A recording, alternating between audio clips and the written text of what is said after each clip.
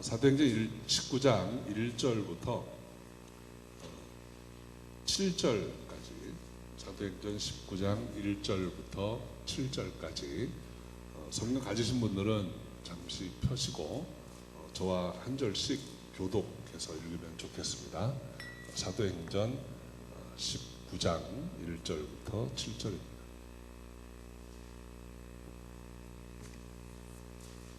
교독합니다. 아볼로가 고린도에 있을 때 바울이 윗지방으로 다녀 에베소에 와서 어떤 제자들을 만나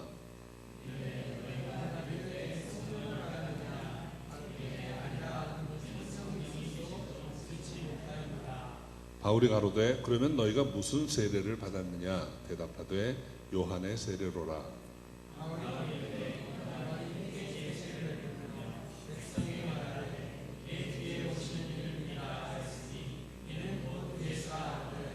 저희가 듣고 주 예수의 이름으로 세례를 받으니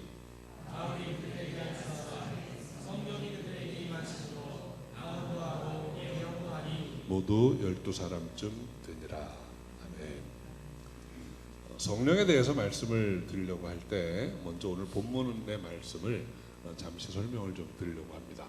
이 배경은 이제 바울이 에베소라고 하는 지역을 갔는데 이제 그곳에서 지도자들을 만나게 됩니다. 근데 지도자들을 만나서 바울이 처음 한 질문이 뭐 인사 나누고 이런 거 아예 기록도 안 남아 있고 가장 중요한 말씀, 너희가 믿을 때 성령을 받았느냐라는 질문입니다. 어쩌면 이 질문은 굉장히 듣는 사람을 당혹스럽게 할 수 있는 질문이에요. 여러분이 어느 교회를 방문하거나 어떤 사역자를 만났는데 그 사역자가 여러분 보자마자 얼굴 똑바로 쳐다보면서 당신 믿을 때 성령 받았습니까? 이렇게 딱 물어보면 여러분 느낌이 어떠시겠어요? 부담스러울 것 같죠? 이렇게 반응해 주시는 분이 계시면 굉장히 편합니다. 에베소 교회의 이제 사정을 좀 이렇게 아셔야 되는 게, 여기 나와 있는 리더들은 많이 아는 사람들이에요. 그러니까 에베소 교회는 원래 아볼로라고 하는 교사가 가서 성경을 많이 가르쳤어요. 그런데 그 아볼로가 가르친 것은 그 아볼로에 대한 설명을 사도행전에 보면 성경에 능한 자라고 했습니다. 그러니까 이 신약 성경에서 성경이라는 단어가 나오면 그건 전부 구약이에요. 그러니까 아볼로는 구약 성경을 많이 알고 있는 사람이에요. 그런데 이 사람이 교회에서 말씀을 전하고 가르쳤다.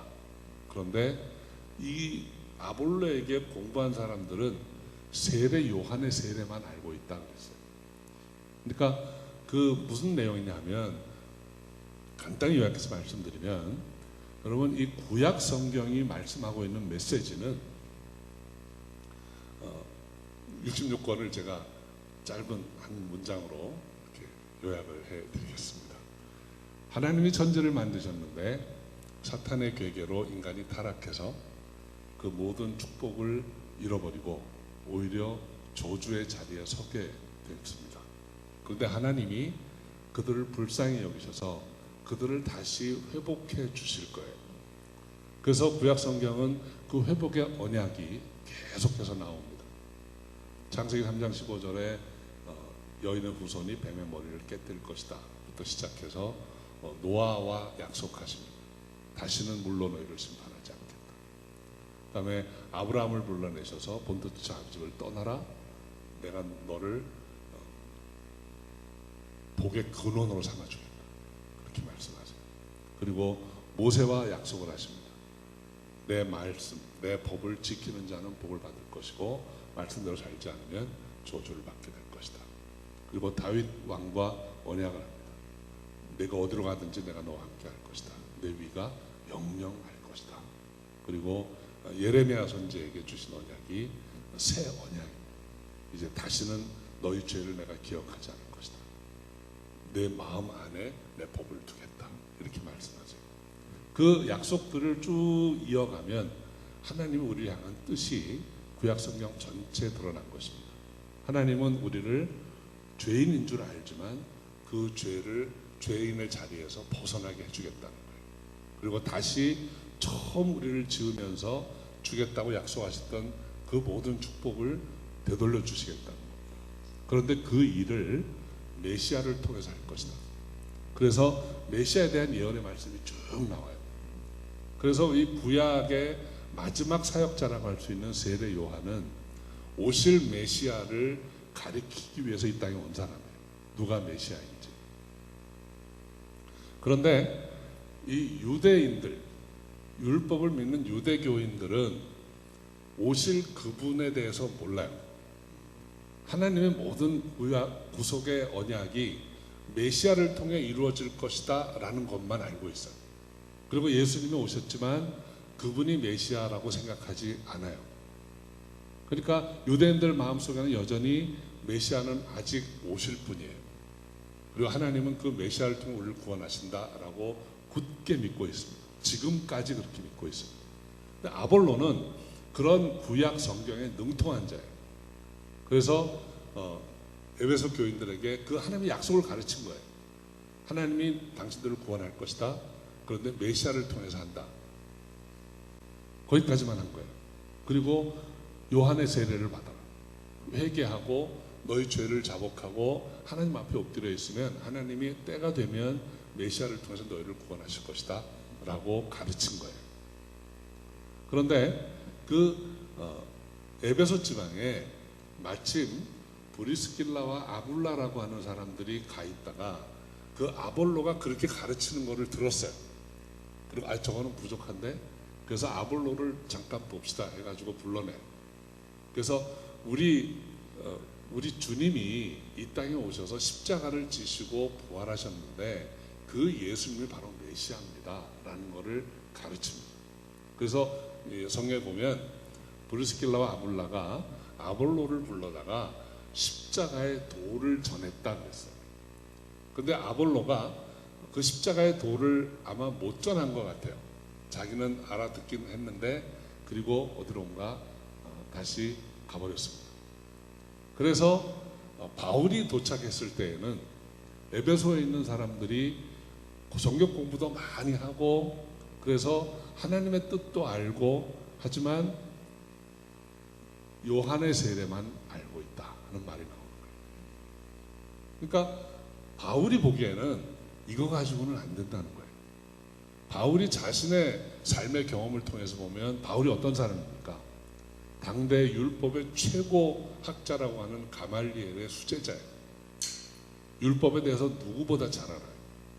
율법의 핵심이 제가 방금 말씀드린 그 내용입니다.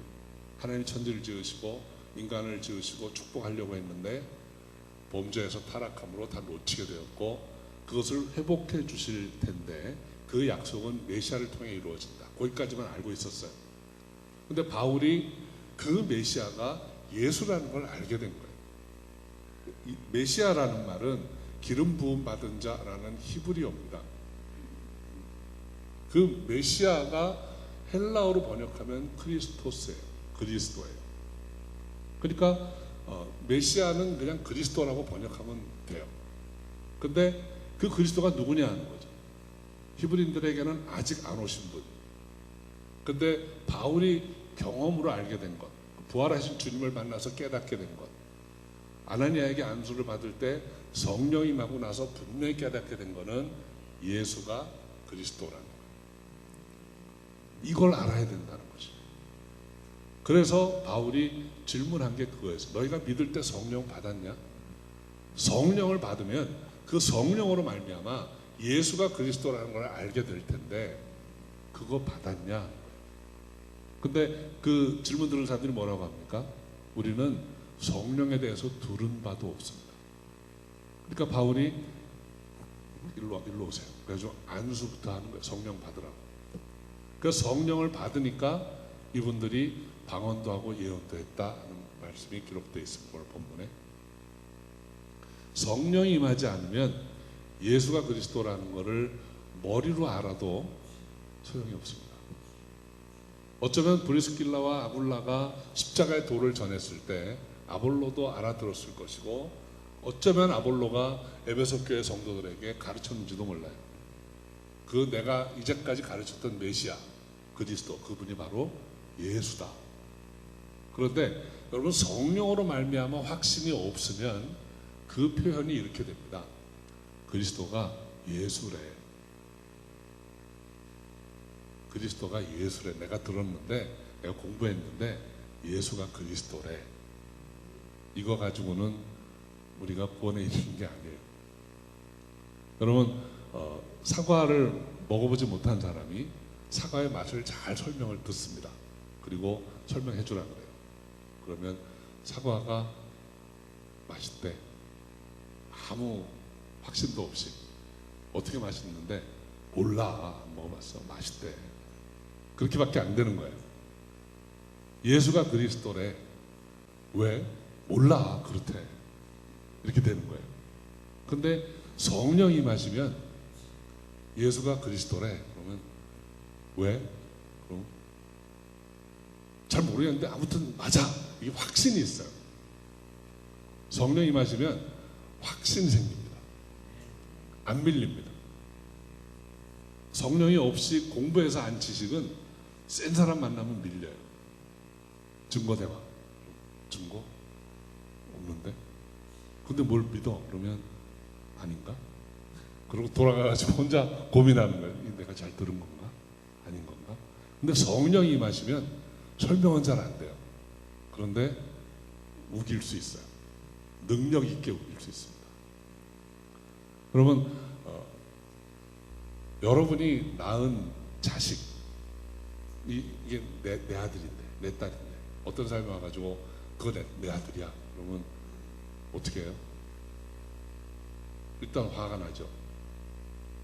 정신을 못 차립니다. 화가 나가지고 내 아들이야. 그럼 증거 대화. 증거가 어디서? 내가 낳았는데. 그걸로 끝이에요. 더 이상 뭐 얘기할 것도 없어요. 내 아들이야. 근데 하나님과 우리의 관계가 그렇습니다. 성령으로 말미암아 믿게 된 그 지식은 토론의 대상이 아니고 논쟁의 대상이 아니에요. 그래서 여러분, 전도할 때도 똑같습니다. 여러분, 전도할 때 전도는 설득하는 게 아니에요. 전도는 논쟁하는 게 아니에요. 토론하는 게 아니에요. 토론의 결과로 예수가 그리스도를 믿게 되는 사람은 세상에 하나도 없습니다. 전도는 성경 용어로 하면 케루소라는 동사예요. 프로클레임, 선포하는 거예요. 믿으려면 믿고 말라면 말아. 예수는 그리스도. 천하인간의 구원을 만한 다른 힘을 주신 일이 없다. 믿으면 구원받는다. 그거예요. 그게 복음이에요. 선포하는 거예요. 이거를 거절하면 어떡하나? 조심스럽게 어떻게 접근해야 되지? 저 사람 마음이 열릴 때 할까? 그건 전도가 아니에요. 전도는 그냥 선포하는 거예요. 너무 안타까워서 저 사람 저러다 가면 안 되는데, 저러다 오늘 끝나면 안 돼. 그래서 예수 믿어야 합니다. 예수 믿어야 삽니다. 제가 저희 교회를 이제 개척하게 된 동기가 그해 딱 70 되신 어떤 노인분을 누가 소개를 해서 신방을 했어요. 네, 위암 말기 환자였어요. 네, 그 따님이 아주 믿음이 좋은 분이에요. 그래서 우리 아버지 전도 좀 해주세요. 저분 곧 돌아가실 텐데 병원에서는 2달 못 넘긴다고 합니다. 그래서 가서 그분 앞에 이렇게 앉아 있었어요. 근데 제가 기도를 하는데 정말 설명이 필요 없는 것 같아요. 그래서 제가 꼭 이렇게 말씀드렸어요. 어르신, 제가 뵙기에 오래 설명드리기는 어려울 것 같고 예수 믿으세요. 그러고 가만히 있었어요. 그러니까 이분이 우리나라의 한때 굉장한 실력자였던 분이에요. 근데 이 흔한 말로 포스가 있으시더라고요. 책 양반다리 하고 앉아서 저를 가만히 보시더라고요. 한 5분 동안 정적이 흘렀어요. 저도 똑바로 정말 그분 사랑하는 마음으로 쳐다보고 있었어요. 그랬더니 이분이 경상도 분인데 그라입시다. 딱 한마디 하시더라고요. 그라입시다. 그러더니 그분이 무릎을 꿇으시는 거예요. 어떻게 하면 됩니까? 그래서 결식 기도 해드리고 그 다음에 이제 어떻게 하면 됩니까? 그래서 이제부터 성경을 읽으세요. 그리고 딴 성경 복잡하고 어려우니까 마가복음만 계속 읽으세요. 제가 다시 올 때까지. 그분이 계속 마가복음 읽으셨어요.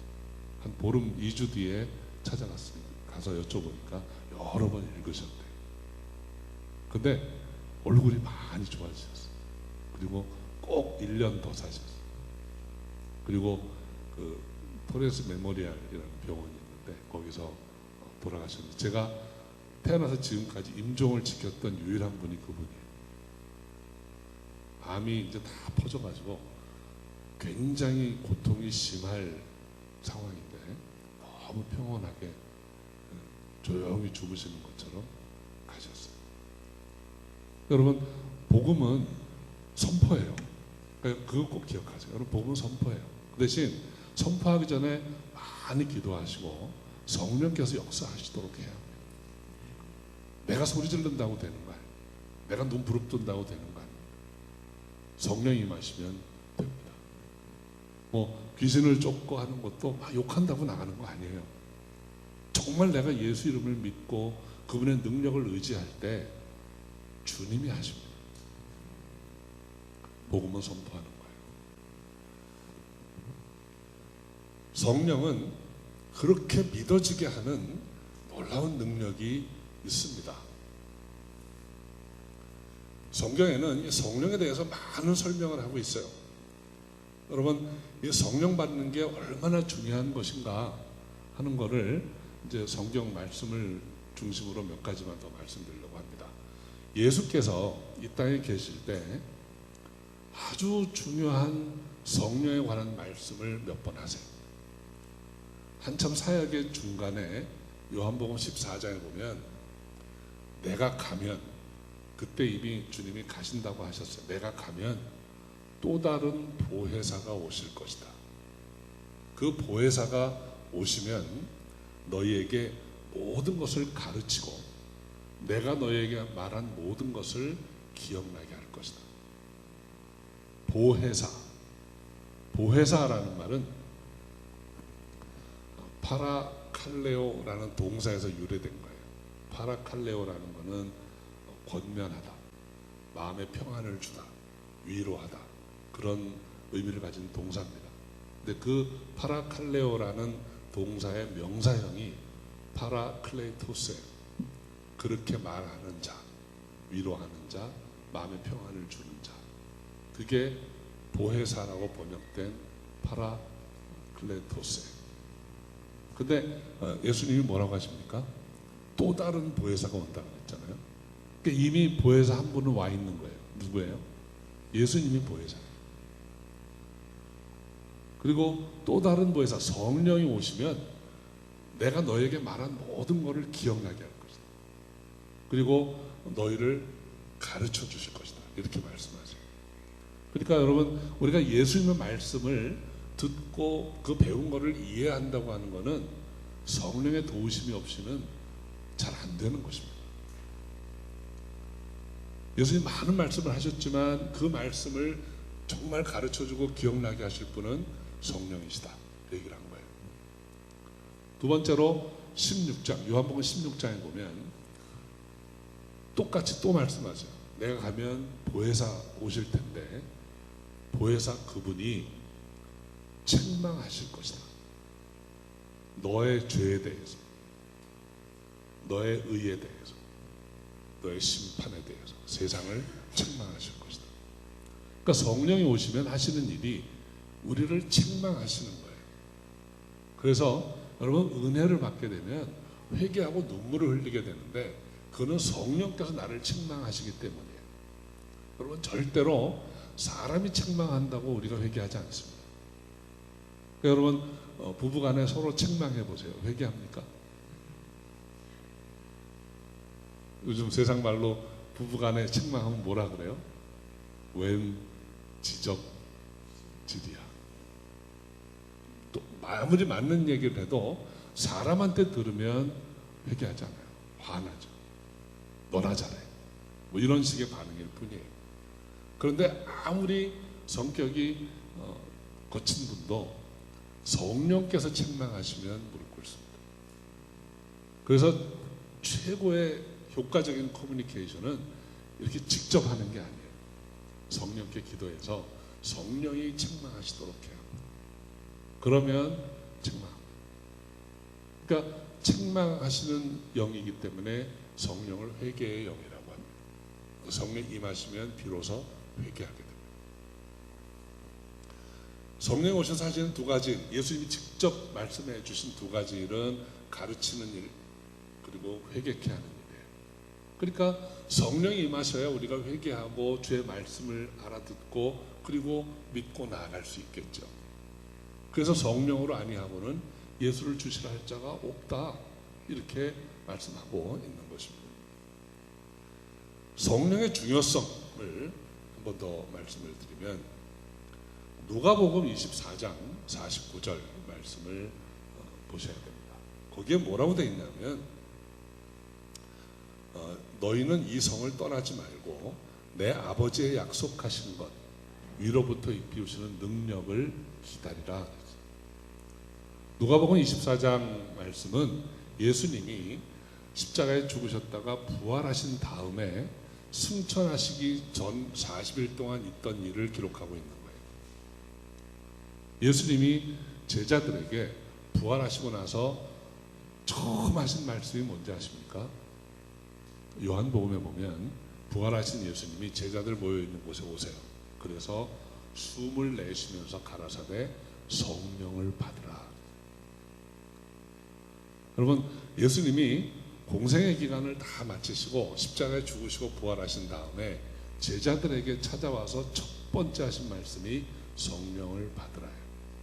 그리고 승천하시기 직전에 마지막으로 하신 말씀이 누가복음 24장 49절이에요. 내 아버지의 약속하신 것 위로부터 능력이 비올 때까지 너희는 이 성을 떠나지 말고 기도하라 그랬어요. 이 말씀을 사도행전 1장 4절 5절에서는 성령 세례라고 했습니다. 아버지가 약속하신 것 이거 받을 때까지 이곳에 있어야 하는데 그게 바로 성령 받는 것이다. 예수님이 왜 이렇게 강조하셨을까요? 성령 받는 것. 사도 바울은 왜 만나자마자 너희 믿을 때 성령 받았냐? 이렇게 물어봤을까요? 우리의 신앙생활의 많은 부분들이 성령의 역사와 상관없이 일어나는 일이 많이 있어요. 근데 그거는 결국 다 끝이 안 좋다는 거예요. 여러분, 제자들의 일대기를 한번 살펴보겠습니다. 오늘 토요일 저녁이라 제가 드리고 싶은 말씀 다 드릴게요. 여러분, 제자들이 예수님을 따르게 되는 과정을 보면 아주 흥미로운 점을 몇 번 발견하게 됩니다. 제자들이 예수님을 처음 소개받고 찾아가게 된 내용이 요한복음 1장에 나옵니다. 세례 요한이 요단 광야에 있다가 나타나신 예수님을 가리키면서 세상 죄를 지고 하나님의 어린 양이다 이렇게 말합니다. 그러자 그 말을 듣고 있던 세례 요한의 제자 중에 2명이 그 예수를 따라갑니다. 이제까지 세례 요한의 제자였는데 하나님의 어린 양이라는 말을 듣고 예수님을 따라가요. 왜 그랬을까요? 하나님의 어린 양이라는 말이 그 당시에 유대인들에게는 오늘날 우리가 생각하는 하나님의 어린 양과는 다른 의미를 갖고 있는 말이에요. 조금 어려운 얘기로 가다 제가 여러분이 좀 낯선 얘기가 나오면 듣고 그냥 흘려버리셔도 괜찮아요. 신약과 구약의 중간기가 있어요. 그러니까 구약 성경은 말라기 선지자가 제일 끝이죠. 말라기 선지자가 말씀을 전한 다음부터 세례 요한이 나타날 때까지 400년 동안 하나님이 선지자를 한 명도 안 보냈습니다. 하나님 말씀이 끊어졌어요. 그때 묵시 문학이 발달을 합니다. 그래서 그 묵시 문헌들을 보면 이제 종말에 어떤 일이 일어날 텐데 종말에 우리를 구원하실 하나님의 일이 일어날 텐데 하는 내용들을 많은 사람들이 문헌으로 남겨요. 그러면서 거기에 등장하는 동물 중에 하나가 어린 양이에요. 그리고 그 어린 양은 우리가 생각하는 나약한 양이 아니에요. 용사예요. 그래서 그런 용사라는 표현이 신약성경 곳곳에 나옵니다. 아르케고스라는 말인데 챔피언이라는 뜻이에요. 그러니까 어린 양은 챔피언이에요. 그 당시를 살던 유대인들에게 있어서. 그리고 그래서 계시록에도 어린 양의 이미지는 승리자로 나옵니다. 근데 세례 요한은 구약 시대 사람이잖아요. 그러니까 세례 요한에게 배우러 온 제자들이에요. 안드레, 요한 이런 사람들. 근데 그들이 선생님이 세례 요한이 늘 그렇게 얘기했습니다. 나는 메시아가 아니다. 나는 장차 오실 메시아를 가리키기 위해서 이 땅에 와 있는 사람이다. 이렇게 여러 번 얘기합니다. 그래서 나는 유대인들이 와가지고 너 왜 광야에서 세례 주고 그래? 그러니까 네가 메시아야? 라고 물어봅니다. 난 아니고 내 뒤에 오실 그분이 있는데 그분은 내가 그분의 신발 끈 매기도 감당치 못할 정도로 위대하신 분이고 나는 그분을 소개하기 위해서 와 있는 사람이에요. 광야의 길을 예비하기 위해서 와 있는 사람이라고 여러 번 얘기합니다. 그런데 제자들이 바로 그 세례 요한이 저분이 하나님의 어린 양이야 라고 말하니까 그에게는 저분이 챔피언이야. 저분이 하나님의 뜻을 이 땅에 이루실 분이야.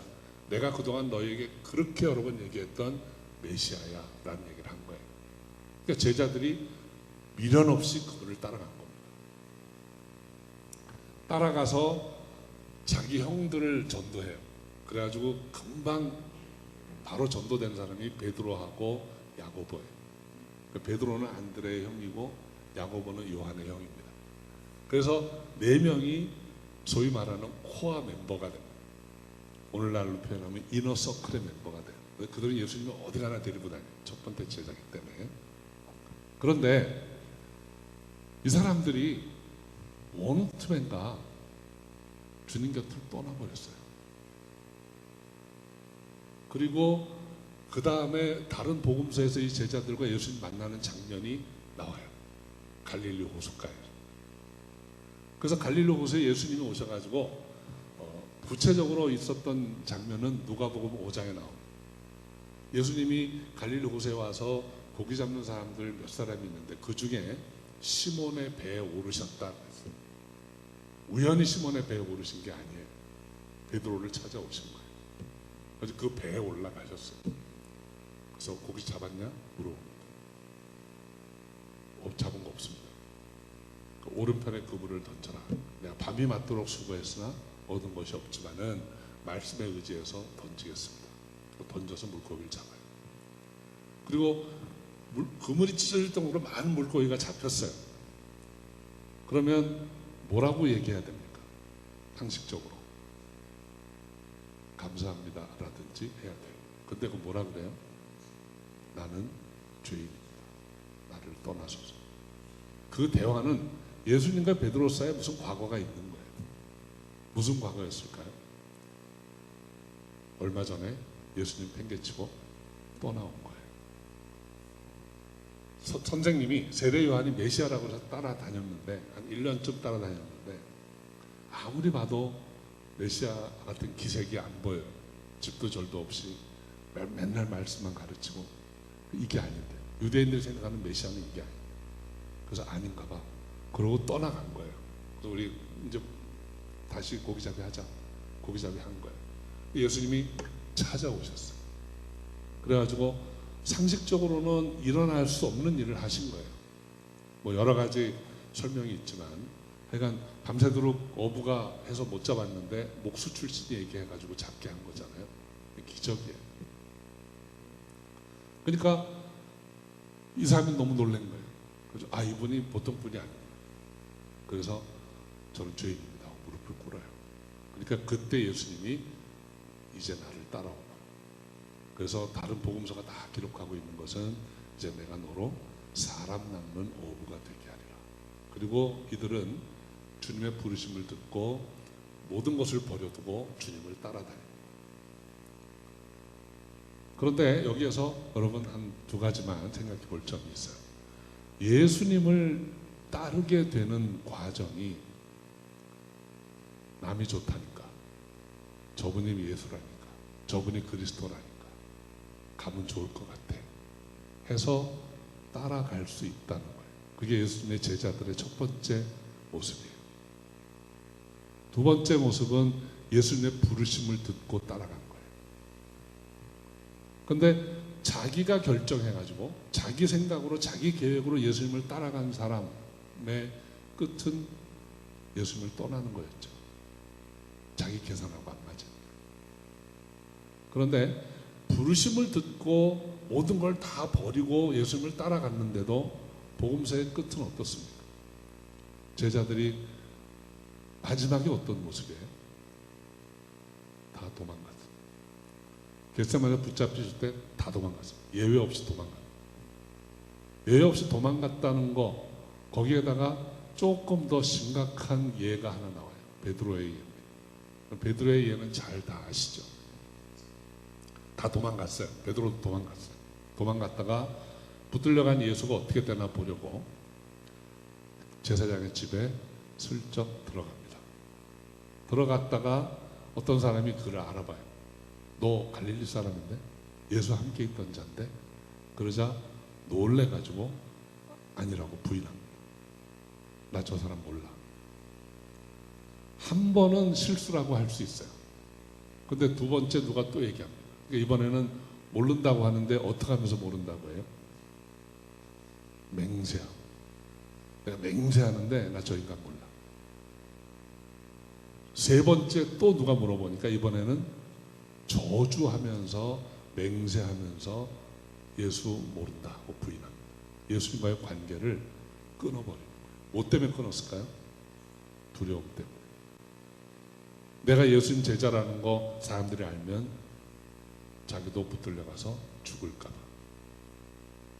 부르심을 듣고도, 예수님의 부르심을 듣고도 예수님을 따라다니다가 뭔가 자기 계산하고 안 맞으면 예수 부인할 수 있어요. 그 제자들의 모습이에요. 예수님의 부르심을 듣고 예수님을 따라간다고 하면서도 자기 어젠다, 자기 계획을 가지고 따라다닐 수 있어요. 오늘날 신앙생활하는 분들 중에 혹시 그런 분은 안 계실까요? 내가 예수님을 믿고 신앙생활을 하는데 내 계획하고 맞아야 돼요. 내가 바라는 것과 다른 이야기를 하거나 다른 거를 나한테 요구하신다면 나 그 신앙생활 못합니다. 그렇게는 못합니다. 이렇게 말할 수 있는 사람이 있다는 거예요. 제자들이 그랬습니다. 많은 일을 했어요. 그들이 예수 이름으로 귀신도 쫓고 예수 이름으로 병도 고치고 놀라운 일을 다 경험하고 목도한 사람들이에요. 그 전에 여러분 도망치기 전에 베드로는 어떤 일까지 했습니까? 물 위도 걸어보았습니다. 죽은 자를 살리는 모습을 눈앞에서 봤습니다. 병든 자가 일어나서 걸어가는 거 봤습니다.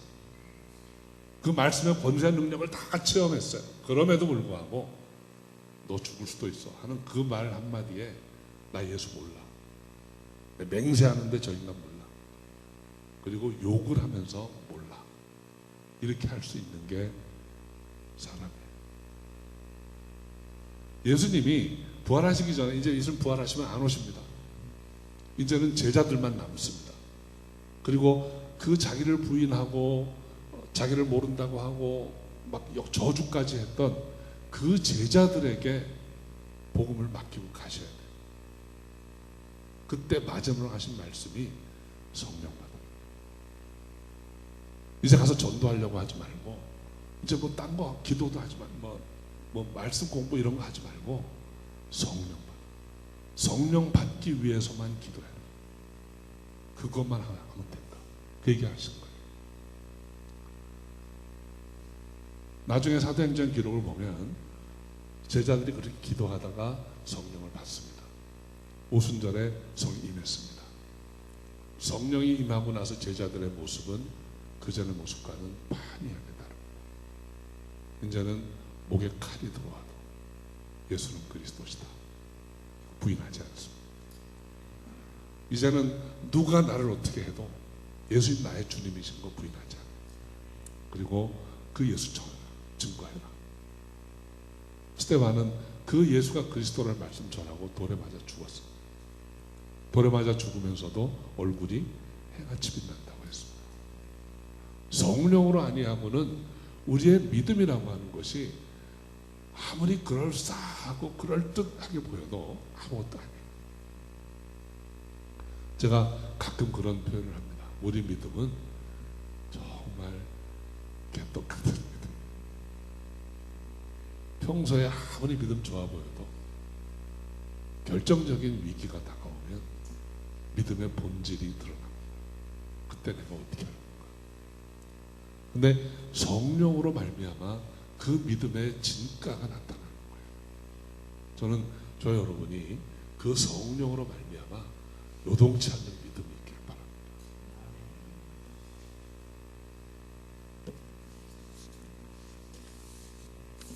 그러면 여러분, 이 성령이라고 하는 존재, 성령이 어떤 분이신가 하는 것을 우리가 오늘 조금 더 공부를 하고 우리가 성령의 임재를 여러분이 좀 다 체험하시면 좋겠어요. 성령이 누구신가? 성령은 하나님이세요. 그러니까 성령은 하나님의 영 또는 그리스도의 영이라고 표현되어 있지만 구약부터 신약까지 성경을 통틀어 보면 성령님이 하나의 인격체인 걸 알 수 있어요. 인간으로서의 인격이 아니고 퍼스널리티가 있다는 거예요. 그래서 성령을 물건 대하듯 부르지 않아요. 예수님도 그분이라고 인칭 대명사를 쓰세요. 그분이 오시면, 그분이 바로 보혜사신데 그가 오면 다 인칭 대명사를 써서 얘기를 합니다. 하나의 인격체세요. 인격체이신 성령님은 그렇기 때문에 우리에게 다가오실 때 우리가 원하지 않으면 안 오세요. 우리에게. 그러니까 성령님은 우리가 마음을 열고 환영할 때 우리 안에 오십니다. 뭐 가끔 그런 분이 있어요. 줄 테면 줘봐, 올 테면 와봐, 이렇게 기도하는 분이 있어요. 안 오세요. 그분이 뭐가 아쉬워서 그런 데 가겠습니다. 정말 환영하는 마음으로, 사모하는 마음으로 간절히 구할 때 오시는 거예요. 그 예수님이 약속하세요. 구하는 자에게 성령을 주시지 않게. 그러니까 구할 때 성령이 임하시는 거예요. 그리고 이 성령님은 하나님이세요. 하나님이시라는 증거가 성경에 여러 번 나옵니다. 창조시에도 수면을 운행하셨던 신이세요. 그분이 성령이세요. 성령께서 우리의 모든 것을 다 아시고 전지하신 능력이 있고 감정이 있고 우리를 위해서 탄식하며 기도도 해주시는 분이죠. 모든 것이 합력할 수 있도록 도와주시는 분이시기도 해요. 성령님은 하나님이세요. 그래서 신학적으로는 삼위일체 하나님이라고 하잖아요. 그러니까 성부 하나님, 성자 예수님, 그리고 성령님, 이렇게 세 하나님이 한 분이세요. 근데 그분은 전에 설명드린 것처럼 보혜사이시죠. 보혜사라는 말은 그 파라클레토스라는 말은, 파라는 전치사예요. 나와 함께 또는 내 옆에서. 클레이토스는 나를 위해서 말씀해 주는 분. 그러니까 법적으로 하면 변호사예요. 그러니까 예수님이 성령님이 변호사라는 것은 아주 굉장히 중요한 의미가 있어요. 사단이 어느 때에 나를 하나님께 고소해도 가장 강력한 변호사가 내 안에 계세요.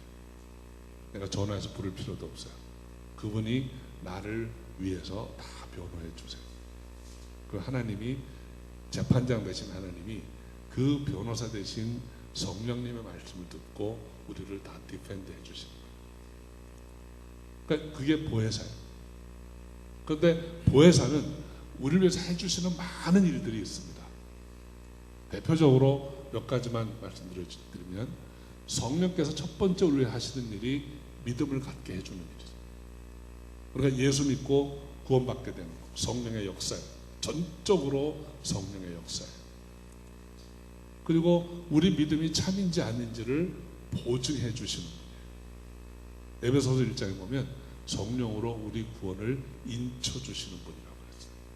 여러분, 인친다는 말이 뭡니까? 인치다. 저는 인치다라는 말만 읽으면 어렸을 때 먹던 삼겹살이 생각이 나요. 그 전에 저 어렸을 때는 삼겹살 구워 먹는 적이 별로 없었던 것 같아요. 그 삼겹살 사다가 어머니가 쪄가지고 이렇게 썰어서 새우젓 찍어서 김치하고 먹었어요. 근데 꼭 빠지지 않고 있던 게 그 돼지 비계에 퍼런 도장 자국이 남아있는 거예요. 가끔은 면도가 덜 돼가지고 털도 좀 있고 파란 도장이 있어요. 그게 그 도장이 인친 거예요. 안 지워져요. 죽여서 각을 뜨고 삶아도 안 없어져요. 근데 그 인을 왜 칩니까? 돼지에다가 품질 보증. 첫 번째는 품질 보증, 두 번째는 소유주예요. 그리고 우리 농장 돼지다 찍는 거예요. 하나는 이거 먹어도 괜찮다. 품질 보증한다. 성령 우리에게 인쳐 주시는 게 똑같아요. 성령 인침을 받으면 우리는 하나님 거예요. 하나님의 소유된 백성이에요. 그리고 품질을 보증하는 거예요. 성령으로 인친 우리는, 우리 믿음은 진짜예요. 하나님이 그 인친 거 보시고 얘는 진짜야 하는 거예요. 그러니까 성령 우리를 인쳐주세요. 그러니까 우리 구원과 가장 밀접한 관계를 가진 분이 성령이세요. 우리를 믿어지게 하는 분도 성령, 회개케 하는 분도 성령, 주님의 말씀을 깨닫게 하는 분도 성령, 그리고 우리가 믿음이 옳다라는 것을 인쳐주시는 분도 성령이세요.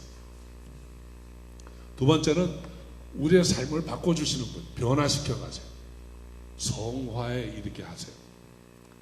갈라디아서 5장 22절 23절에 보면 성령의 열매가 나옵니다. 어떤 것들인가 외우시는 분 계신가요? 사랑과 희락과 화평, 오래 참음, 자비, 양선, 충성, 온유, 절제. 이런 모습으로 우리가 바뀌어 간다는 거예요. 성령이 임하시면. 그 성령의 사람이 되면 그런 모습이 나타나야 돼요. 내가 성령의 사람이라고 주장은 하는데 그런 모습이 안 나타난다. 그거는 아니에요. 가짜예요. 성령이 임하시면 변화돼야 돼요. 성령이 임하시면 말하는 습관도 바뀌어야 돼요. 욕하던 사람이 욕 안 해야 돼요. 예수 믿고 여전히 욕하는 사람은 문제가 있다고 해요. 그러니까 성령의 열매, 성령이 우리를 변화시키세요. 굉장히 중요한 거예요. 또 하나는 성령의 열매로서 은사를 이야기합니다. 성령께서 우리에게 은사를 주세요. 은사는 우리에게 일하라고 주시는 거예요. 그러니까 은사는 능력이에요. 고린도전서의 12장에 보면 은사가 9가지가 나오죠. 뭐 지혜의 말씀, 지식의 말씀, 뭐 방언, 예언, 방언, 통역, 병고침, 능력, 뭐 영분별, 뭐 다 나와요. 그런 은사들은 사역을 위해서 주시는 거예요. 그러니까 성령은 우리가 예수 믿게 하고 구원에 이르게 하는 분, 우리의 삶을 하나님 보시기에 합당한 모습으로 바꿔주시는 분, 그리고 하나님 기뻐하시는 일을 할 수 있도록 능력까지 주시는 분이에요. 그러니까 성령이 임하지 않으면 우리는 아무것도 할 수가 없어요.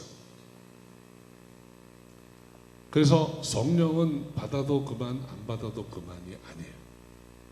어차피 우리가 예수 믿고 그리스도인으로 살아간다면, 우리가 예수 믿고 하나님 앞에 의롭다 여김 받았고 우리가 예배자라면 이제는 성령의 사람이 되어야 합니다. 그래야 우리의 신앙생활에 힘이 있고 능력이 있고 보람이 있는 거예요. 여러분, 갈라디아서에 보면 그런 말씀이 나와요. 1장에 하나님이 우리를 구원하셔가지고 세상으로 다시 보내셨다. 내가 너희를 구원한 이유는 너희를 그 세상으로 보내기 위함이다. 여러분, 한번 상상을 해보세요. 우리가 다 구정물통에 빠져가지고 이제 누가 언제 죽느냐의 차이만 있지, 그 구정물에서 막 발 열심히 이렇게 막 발손 저어가면서 익사 안 하고 떠 있는 거예요. 수영을 잘 못하는 사람은 빨리 죽을 거고, 수영 잘하는 사람은 오래까지 버티지만 결국 다 죽겠죠. 세상은 그렇게 타락하고 어두운 세상이에요. 그런데 거기에서 우리를 건져내셨어요. 그래가지고 깨끗한 물에 씻어가지고 살려놓으셨어요. 그 다음에 어떻게 하는 게 제일 좋은 거예요? 우리에게 제일 좋은 거는 구정물통에 다시 넣는 게 아니고 선반 위에 올려놓거나 깨끗한 물에 넣어주는 거예요. 그런데 다 씻어가지고 깨끗하게 씻어서 드라이까지 해서 말려가지고 어떻게 하세요? 구정물통에 다시 보내세요. 왜 그러셨을까요? 거기에 있는 다른 사람들이 다 죽을 사람들이 아니고 예수 믿고 하나님 앞에 나오면 나처럼 깨끗하게 씻음 받을 수 있어. 그리고 결국은 저 선반으로 올라갈 거야. 그 얘기 하라고 보낸 거예요. 근데 그 얘기 안 하고 혼자 꼭 다물고 나만 좋아 이러고 있으면 어떻게 됩니까? 하나님 보내신 의미가 없잖아요. 근데 그 이야기를 증거하고 증언하기 위해서는 성령의 능력이 필요하다. 그러니까 여러분, 성령의 충만함을 받으셔야 돼요. 이제는 똑같이 구정물통에 들어왔지만 신분이 달라요. 여러분, 예수 믿기 전과 예수 믿은 다음에 여러분은 신분이 다릅니다. 지금 정체성 이야기를 하고 있잖아요. 우리 다 다른 사람이에요. 이전과는 분명히 달라진 사람들입니다. 그 중에도 제일 중요한 거, 제가 5가지 정체성 변화를 말씀드릴 텐데, 어제 아침에 믿음으로 의롭게 된 자, 어제 저녁에, 오늘 아침에 예배자, 그리고 오늘 성령의 사람, 내일은 복받은 자, 모레는 소명자, 사명자를 얘기할 거예요. 5가지잖아요. 한가운데가 오늘 저녁이에요. 성령의 사람. 이게 제일 중요한 거예요. 여러분, 햄버거 드시면 뭐가 제일 맛있습니까? 한가운데 있는 게 제일 맛있죠. 빵, 야채, 고기. 한가운데 5개 중에. 그러니까 이 성령의 사람이 굉장히 중요한 거예요. 이게 돼야 다 되는 거예요. 성령은 꼭 받아야 되는 거라는 거 기억하시기 바랍니다.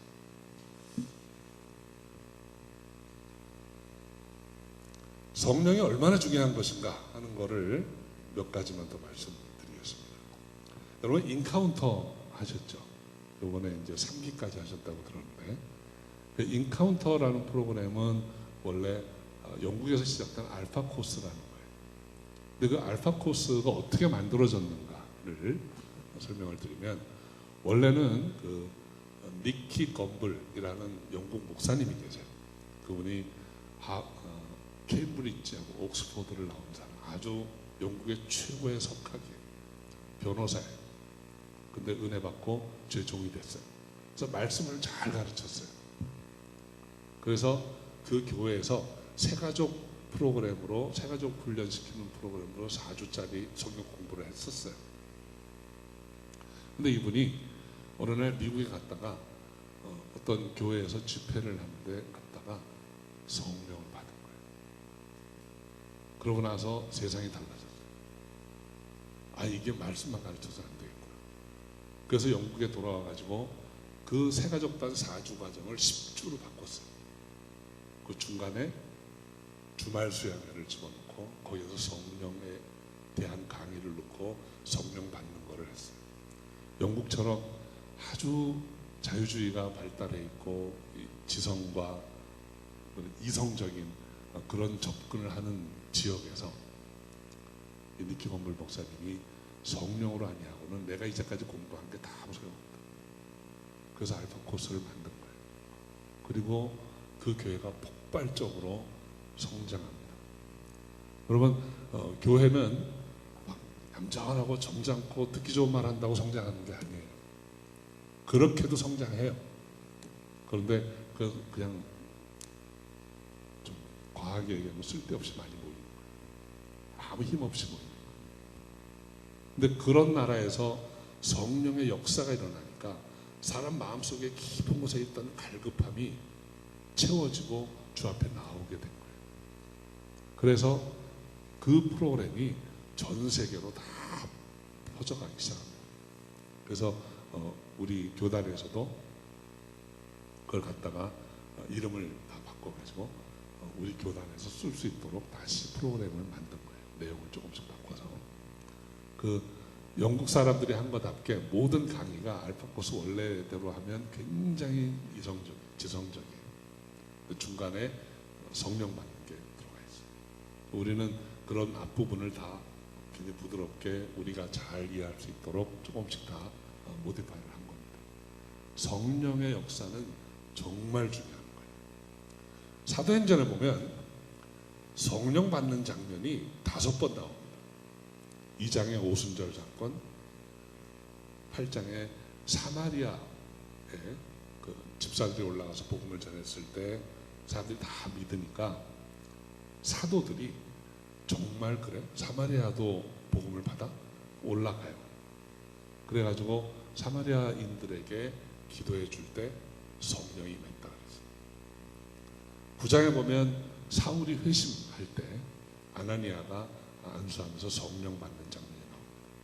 10장에 보면 고넬료가 베드로가 말씀을 전할 때 성령 받는 장면이 나와요. 또 오늘 우리가 함께 읽었던 19장에 보면 에베소 장로들에게 바울이 안수할 때 성령 받는 장면이 나와요. 사도행전에 왜 이렇게 성령 받는 장면이 많이 나올까요? 배우라는 것입니다. 공통점이 몇 가지 있어요. 성령 받을 때 오순절을 제외하고는 다 안수가 있어요. 오순절은 너무 많은 사람들이 모여 있었기 때문에 첫 번째 역사이기 때문에 아마 하나님이 친히 안수하신 것 같아요. 근데 그 뒤부터는 성령 받은 사역자들이 가서 안수할 때 성령이 임하는 것을 보게 됩니다.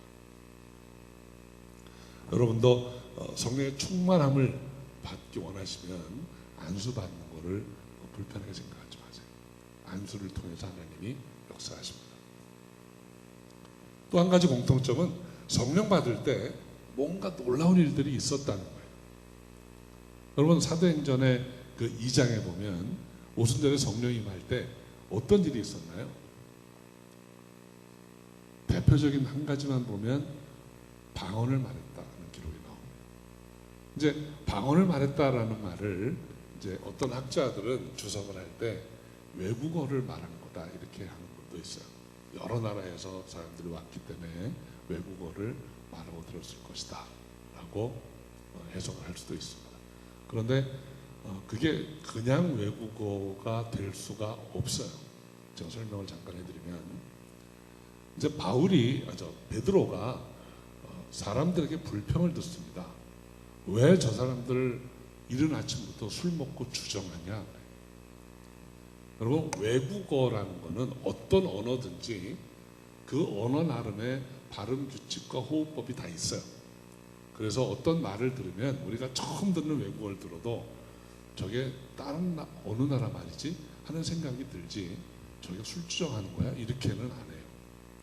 근데 언어 규칙도 없고 호흡법도 없는 이상한 말이 막 들리니까 저 술주정하는 거 아니야? 이렇게 반문을 한 거죠. 더 하나 좀 생각해야 될 점은 그 제자들이 120문도가 마가의 다락방에 모여 있었어요. 마가의 다락방이라는 곳은 지금 성전에서부터 서북쪽으로 한 500m 떨어진 곳에 있어요. 그 마가의 다락방에 120문도가 모여가지고 은혜를 받고 방언을 말하는데 이 말을 듣고 불평한 사람들은 500m 밖에 떨어져 있는 성전 뜰에 모인 사람들이에요. 거기에 얼마나 모였을까요? 그날 남자만 3,000명이 모였어요. 그러니까 그 당시 사람들은 남자만 카운트했거든요. 그러니까 여성과 아이들까지 하면 좋게 10,000명은 모여 있었을 거예요. 500m 떨어진 곳에 120명이 각자 떠드는 이야기를 500m 떨어진 곳에 10,000명이 자기네 나라 말을 다 구별해 들을 수 있다면 그 기적입니다. 못 듣습니다. 여러분 한 100m만 떨어진 곳에 누가 막 큰 소리 쳐도 알아들을까 말까요?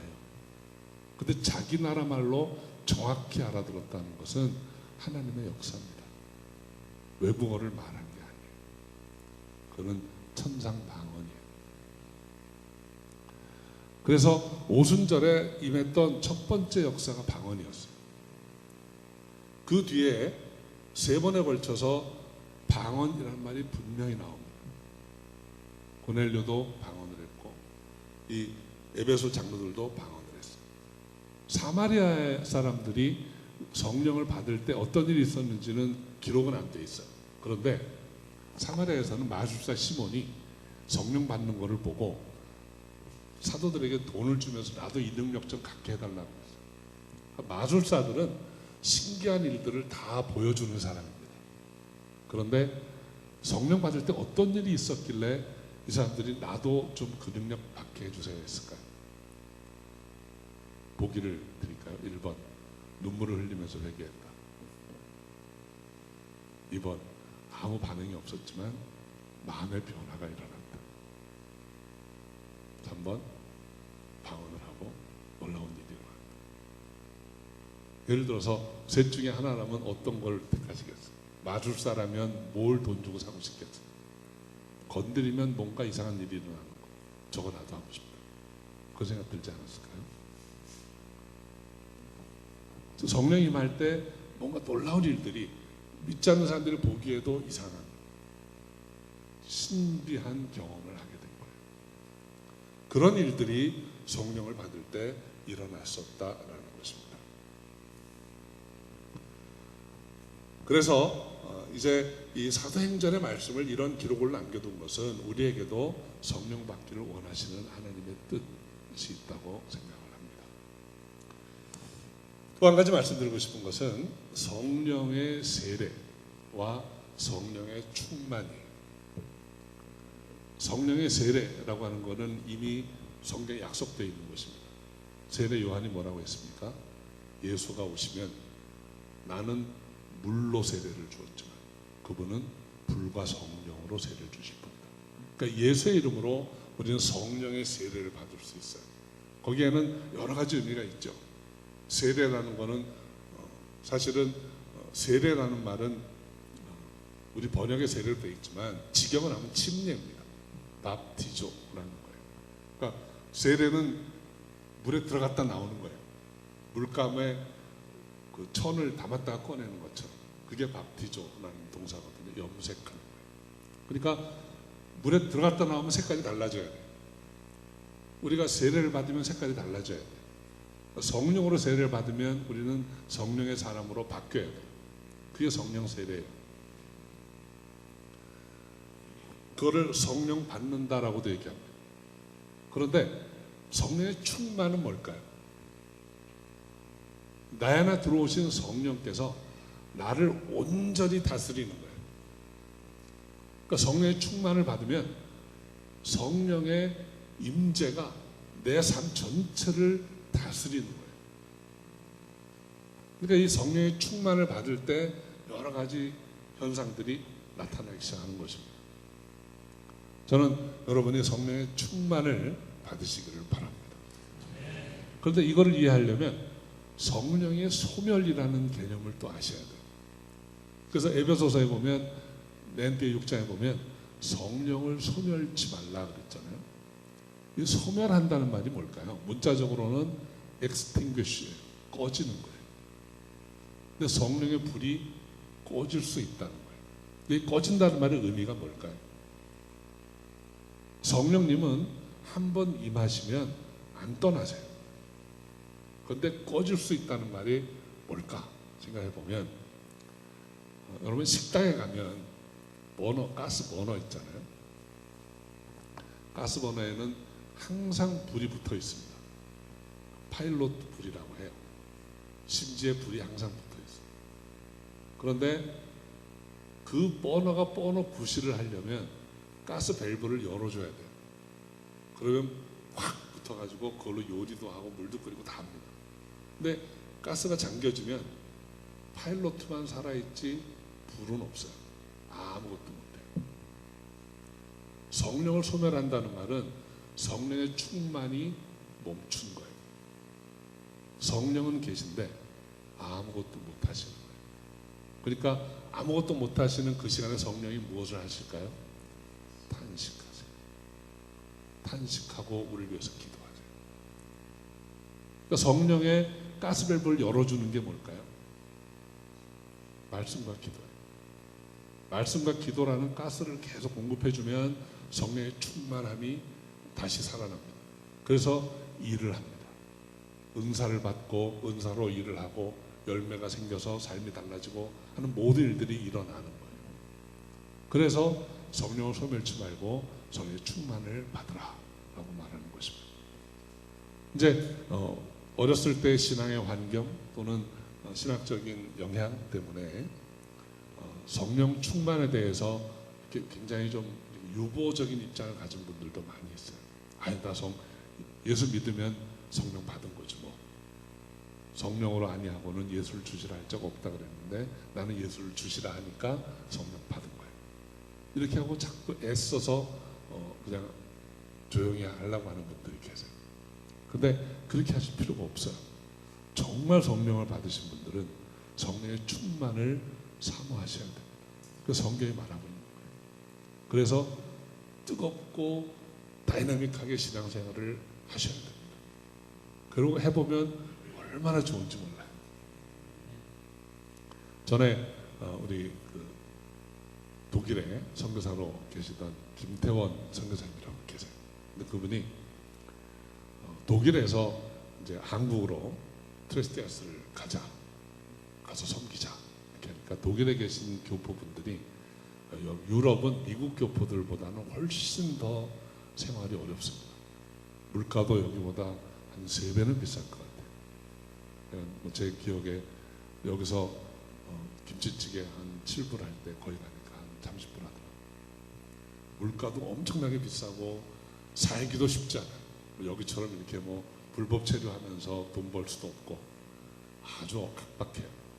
근데 그분들이 한국에 트레스트에서 봉사하러 가자 그러니까 목사님한테 아유 목사님 우리 실정을 너무 모르신다고 이런 어려운 형편에 있는 우리한테 어떻게 가게를 비우고 열흘씩 2주씩 갔다 오냐고 많이 못 갔어요.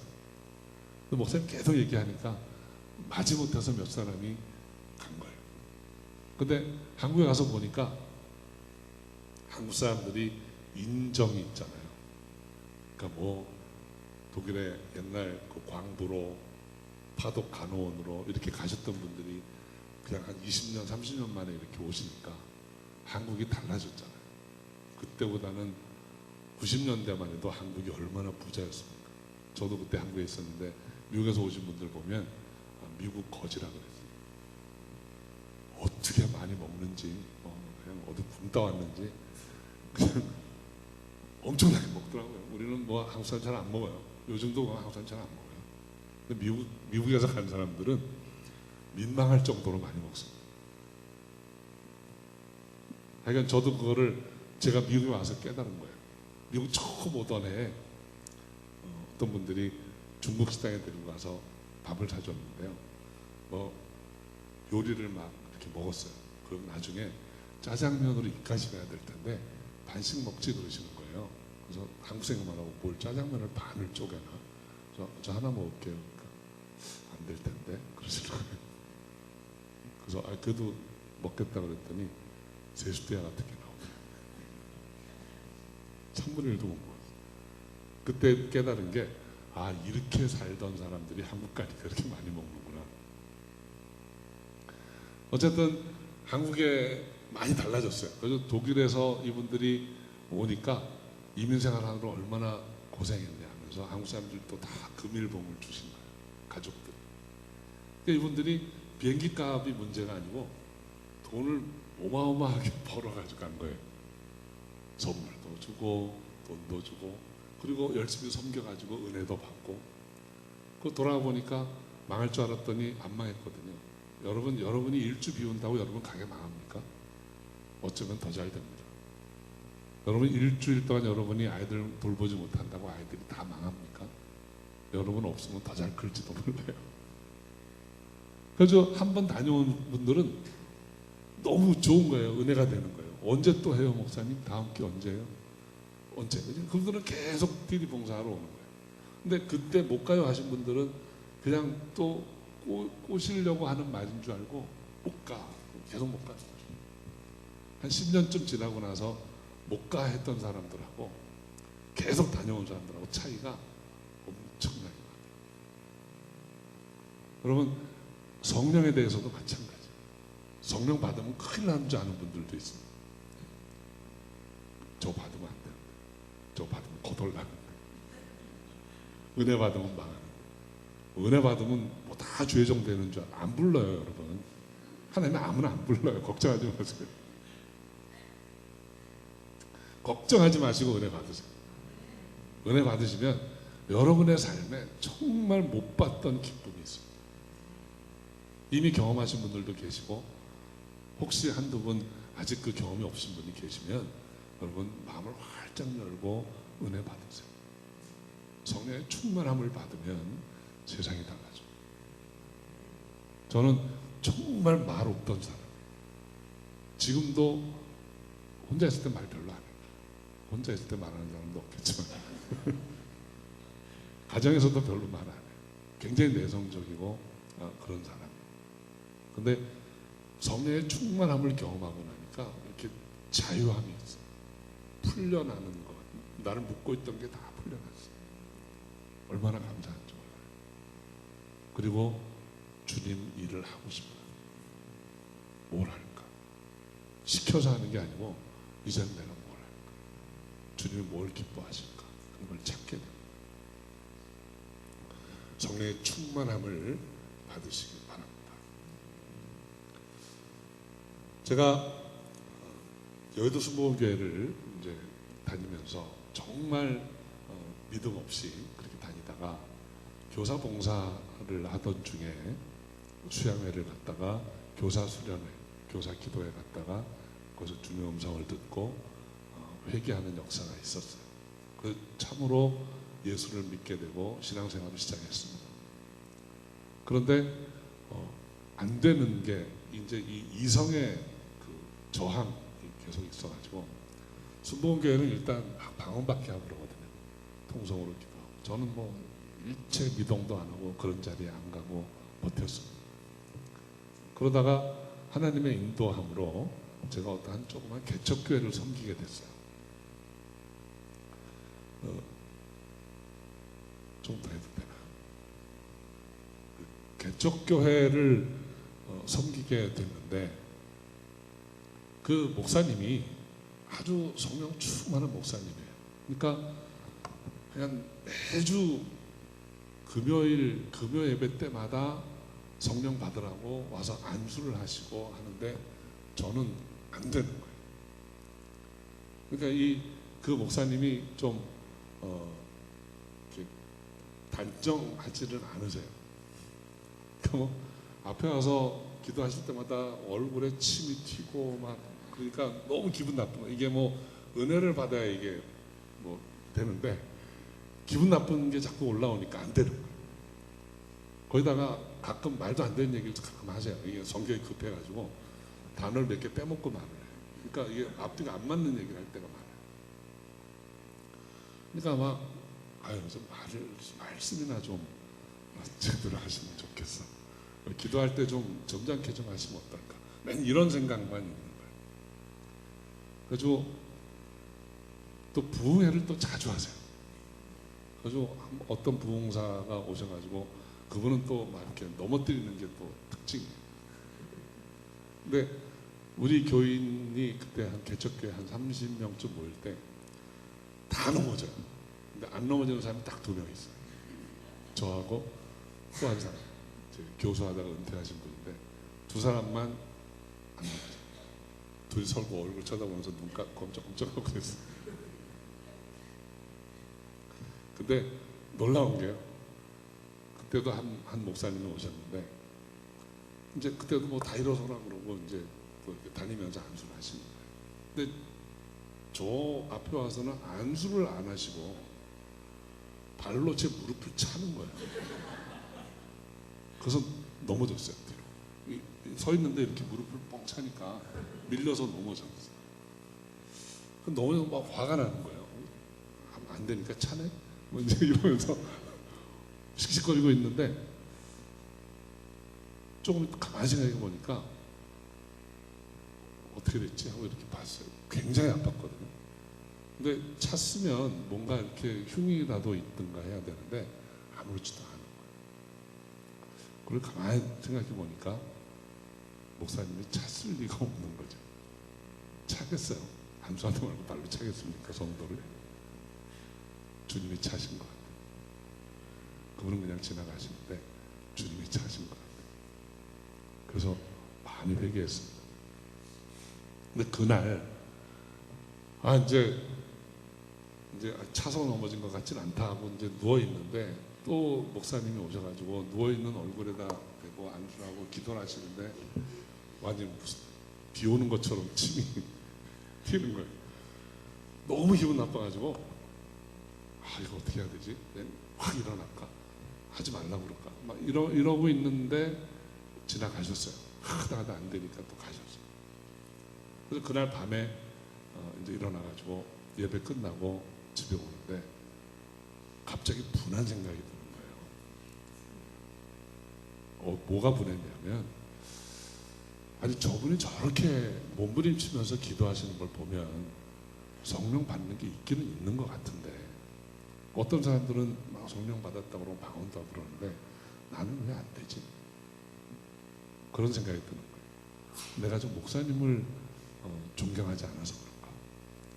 그래서 이제 집에 가다가 제가 원래 다니던 여의도 순복음교회 강남성전이라고 있어요. 이제 뭐 동네마다 지성전들이 있는데 저 근리차를 막 몰고 갔어요. 그리고 저희 아내한테 차 가지고 가. 기도 좀 하다 갈게. 그리고 그때 강남성전에서 천야 기도회를 쭉 할 때 그래서 이제 그 안에 들어가가지고 저 뒤쪽에 귀퉁이에 앉아서 예배를 드렸어요. 아내는 이제 차를 몰고 우리 딸을 데리고 집에 갔고 저 혼자서 이제 기도하는데 예배하는데 찬양하고 있더라고요. 근데 제가 이 데자뷰라는 거 아세요? 데자뷰 그런 말 아세요? 오늘 틀렸다 이런 생각이 드는 게 제가 순복음교회 다닐 때 제일 안 좋아했던 전도사님이 찬양이더라고요. 이렇게 나이도 많으신 분이 왜 찬양도 계속 하는지 모르겠어요. 그때 보니까 한 40대 후반은 됐거든요. 제가 30대였으니까. 머리도 벗어진 분이 기타를 치는데 그분은 기타 박자도 하나밖에 몰라요. 모든 찬양을 고고 박자로만 쳐요. 근데 그때 했던 찬양이 나의 등 뒤에서 나를 도우시는 주라는 찬양. 그거만 한 30분은 한 것 같아요. 그거만 계속 하는 거예요. 그래서 처음에는 오늘 은혜 받기는 틀렸다. 저분이 하필 나와서 하지. 그러고 있는데 한 10분 지나면서 찬양 가사가 이렇게 눈에 들어오기 시작하더라고요. 그 다음부터 찬양 인도하시던 전도사님이 안 보이고 찬양만 들리기 시작했어요. 그러고 찬양이 한 30분 끝날 때 저도 막 찬양을 따라 했어요. 근데 그러고 갑자기 이제 기도합시다. 그리고 여의도 순복음교회도 늘 주여 삼창하고 기도하고 주여 삼창하고 통성 기도를 막 하는데 갑자기 혀가 말리는 거예요. 그래서 방언이 왔어요. 그래서 막 저도 모르게 기도를 하고 있었어요. 근데 얼마나 기도를 했는지 모르겠는데 주위가 썰렁한 느낌이 와요. 그래서 이렇게 보니까 사람들이 마음급씩 다 밀려가 있고 꽉 차서 앉아 있었는데 이렇게 밀려가 있고 저 혼자 있는 것 같이 느껴지더라고요. 그러고 오늘하고 뭐 했는지 몰라요. 무슨 말씀인가를 듣긴 들었는데 무슨 말씀 들었는지 기억도 하나도 안 나요. 그러고 예배가 끝날 때쯤 되니까 마음이 막 기쁨이 오더라고요. 그래서 택시 타고 집에를 갔어요. 근데 이게 성령의 충만함을 받는 거하고 술 취하는 거하고 좀 비슷한 것 같아요. 집에 가서 목사님한테 전화를 했어요. 새벽 한 2시쯤 됐거든요. 목사님 자다 말고 일어나셔가지고 말을 더듬으시더라고요. 저 성령 받았어요. 그 얘기하려고 전화한 거예요. 그 목사님이 내일 아침에 보자고 그러고 이제 전화를 끊으셨는데 제가 그때 느낀 것이 성령은 마음의 문을 열어야 받는 것이고, 마음의 문을 연다는 게 뭘까? 저는 그 찬양 가사에서 그거를 받은 것 같아요. 나의 등 뒤에서 나를 도우시는 주. 내가 열심히 노력하고 내가 투쟁적으로 살아와서 이만큼 살아왔다고 생각했는데 그게 아니었던 거죠. 내가 넘어지면 다가와서 일으켜주시고, 내가 지칠 때면 손 내밀어서 끌어주시고, 그런 주님이 계셨기 때문에 지금까지 왔구나. 내가 아니구나. 내가 나를 지키려고 하던 빗장을 내가 이렇게 열은 것처럼 느껴졌어요. 마음을 연다는 말이 사실 설명이 쉽지 않은 말입니다. 은혜를 잘 모르시는 분에게 마음을 여세요. 어떻게 열어요? 이렇게 답답해 하시는 분들이 계세요. 내 힘으로 살아온 게 아니에요. 그리고 내려놓을 때 성령께서 나를 주장하시고 다스리시는 것 같아요. 그때 방언을 받고 성령의 충만함을 받고 나서 신앙이 달라지기 시작했어요. 정말 마른 막대기 같았어요. 근데 이제는 주님을 사랑하는 마음이 생기고, 주님이 기뻐하시는 일이 뭘까? 그러니까 그 무렵에 이제 사랑의 불꽃을 경험하게 되고 주님을 섬기는 자로 나올 수 있게 되었습니다. 제가 오늘 성령에 대해서 많은 여러 가지 말씀을 드렸는데, 저는 여러분이 그리스도인으로서 성령 충만한 크리스찬이 되시기 바랍니다. 그래서 성령 충만함을 받으면 그때부터는 이제는 내 힘으로 우기는 신앙이 아니고, 내가 한번 해보는, 내 뜻대로 해보는 게 아니고, 나의 계획, 나의 어젠다를 다 내려놓고 주님이 나를 어디로 부르시나, 내가 어떻게 살기를 원하시나 하는 그것을 추구하게 됩니다. 여러분, 율법이라는 것이 다 필요 없어요. 하나님을 사랑하면 됩니다. 하나님을 사랑하는 참 사랑의 마음은 성령이 임해야만 올라오는 거예요. 그러면 율법 하나도 몰라도 율법대로 살아요. 여러분, 아내를 사랑한다는 말이 무슨 10계명 적어놓고 아내가 뭐 좋아하는 거 다 지키는 게 아니라 사랑하는 건가요? 사랑하면 내가 뭘 하면 아내가 좋아할까, 내가 어떤 걸 하면 아내가 싫어할까를 알고 미리 그렇게 맞춰갑니다. 율법 다 몰라도 괜찮아요. 여러분, 율법 613개나 있어요. 계명이. 그거 다 아십니까? 모릅니다. 근데 성령에 충만한 성령의 사람이 되면 몰라도 돼요. 그 몰라도 주님 기뻐하시는 뜻대로 살려고 애를 쓰게 됩니다. 하다 실수도 하죠. 넘어지기도 하죠. 그렇지만 그때마다 우리가 다시 회개하고 주님 뜻대로 살기 원합니다. 가르쳐 주세요. 그리고 다시 주님께 나아갈 수 있는 거예요. 저는 여러분이 성령 충만함으로 여러분의 정체성을 다시 한번 분명히 하시길 바라요. 그리고 그 충만한 성령의 능력으로 여러분 맡겨주신, 여러분 부르신 소명을 감당할 수 있기를 주님으로 축원합니다. 오늘 성령 충만함을 사모하시는 분들은 안수기도에 드리려고 합니다. 여러분, 강요하는 게 아니니까 꼭 저 목사님 1시간이나 저렇게 열심히 했는데 받아줘야지, 이런 마음으로 나오지 마세요. 안 하셔도 괜찮아요. 근데 정말 제가 드린 말씀 중에 어느 한 구절이라도 성령 충만이 나에게 필요하다 하시는 분이 계시면 성령 충만 받기 위해서 기도하시기 바라고, 안수 기도해서 도와드리려고 합니다. 그렇게 하는 시간 되기 바라고요. 우리의 마음을 주님께 한번 모으기 원합니다. 우리 우물가의 여인처럼